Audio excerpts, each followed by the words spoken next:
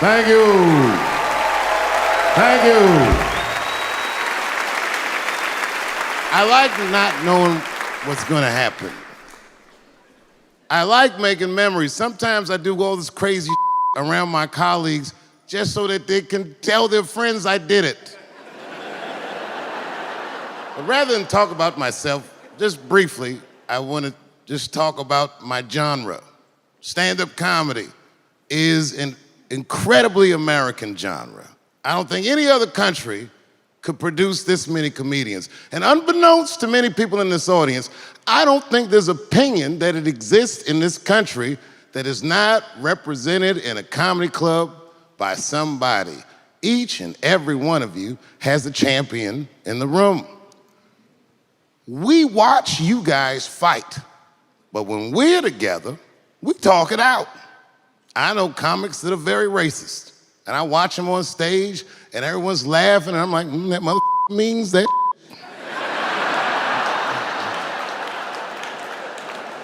Don't get mad at them, don't hate them. We go upstairs and have a beer, and sometimes I even appreciate the artistry that they paint their racist opinions with. Man, it's not that serious. The First Amendment is first for a reason. The Second Amendment is just in case the first one doesn't work out.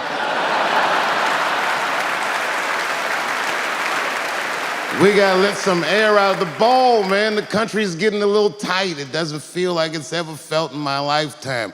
So tonight, I am honored that my colleagues are here in comedy and in music.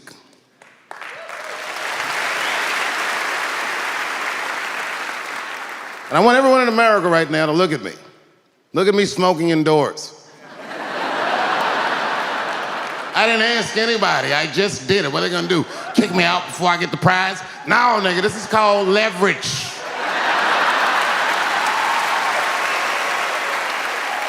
The thing that I liked best about tonight was that I saw so many people from different parts of my life, like friends that I grew up with here in DC, friends of mine from Ohio then and now, friends of mine from comedy clubs, all the musicians that blew my mind. You guys have no idea how you inspired me. I want to give a special shout out to my OG, Tony Woods. Miles Davis has a quote. It's one of my favorite. Miles Davis said so much cool shit, but one of the things he said I always loved, he said, it took me years to learn how to play like myself. You know, he would watch other musicians, then he would try to play like Dizzy or Bird or all the guys who were great. Tony Woods was my Dizzy and Bird if I was a Miles. I was trying to play like you. You were the first person I ever saw do it absolutely right. You were fearless and you told the truth. There's something so true about this genre, when done correctly, that I will fight anybody that gets a true practitioner of this art form's way, because I know you're wrong. This is the truth, and you are obstructing it. I'm not talking about the content, I'm talking about the art form. Do you understand? Do we have an agreement? And what I really wanted to say tonight, and I'm glad I get the platform to do it, I'm gay. I am gay, and I can't wait to see what this does for my career, being gay like this. So many special shout outs. One of the main architects of the comeback of the century, my brother and my mentor, the mighty Stan Lathan. I never dreamed that I would be able to work with someone as great as you. These last 5 specials, straight fire. I wouldn't want to do another special with anybody else but you. So eat your mother vegetables and live as long as you can, because we doing a few more of these bitches. Neil Brennan, your speech made me cry, because it reminded me of all those hard days of work and all that money I never got for it. The other real special shout out I gotta make, because none of this would have been possible on any level without this person, is my mother. Mom. My mother. Mom. You have no idea what I put this woman through. If you had just given birth to me, that would have been more than enough. But the fact that she raised me and raised me well, we had a real oral tradition in our house. I knew the word griot when I was a little boy. A griot was a person in Africa who was charged with keeping the stories of the village. Everyone would tell a griot the stories and they would remember them all so that they could tell future generations. And when they got old, they'd tell them to someone else. And they say in Africa, when a griot dies, it's like a library was burnt down. And my mother used to tell me, before I ever thought about doing comedy, she said, you should be a griot.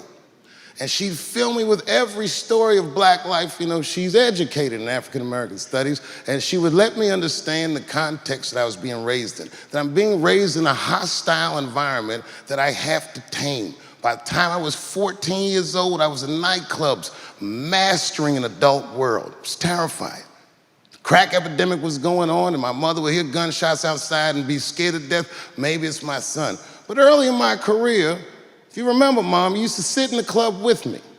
She'd do a full day of work. You'd be back there falling asleep, just waiting for me to go on. She would watch my show every night. Do you know how long that car ride is home?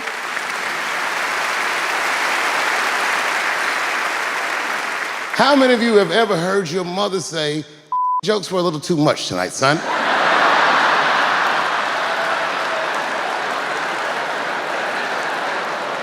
I was a soft kid. I was sensitive, I'd cry easy, and I would be scared to fist fight. And my mother used to tell me this thing, I don't even know if you remember, but you said this to me more than once. You said, son, sometimes you have to be a lion so you can be the lamb you really are. I talk this like a lion. I'm not afraid of any of you. When it comes word to word, I will gab with the best of them, just so I can chill and be me. And that's why I love my art form, because I understand every practitioner of it. Whether I agree with them or not, I know where they're coming from. They want to be heard. They got something to say. There's something they notice. They just want to be understood. Love this genre. It saved my life. So tonight, Mom, I would like to honor you in a very special way that I cannot do on my own. But because now I'm a man with great and influential friends, I'd like to ask my man Thundercat to come out on the stage. Thundercat, the Mighty Most Def. Washington, D.C., thank you very much for giving me a home and a place to start. Today is officially Dave Chappelle Day in Washington, D.C. The mayor declared it last night. So, in the future, on Dave Chappelle Day, I ask everyone who wishes to celebrate it to make one incredible memory for themselves and or somebody else. Thank you very much. Good night.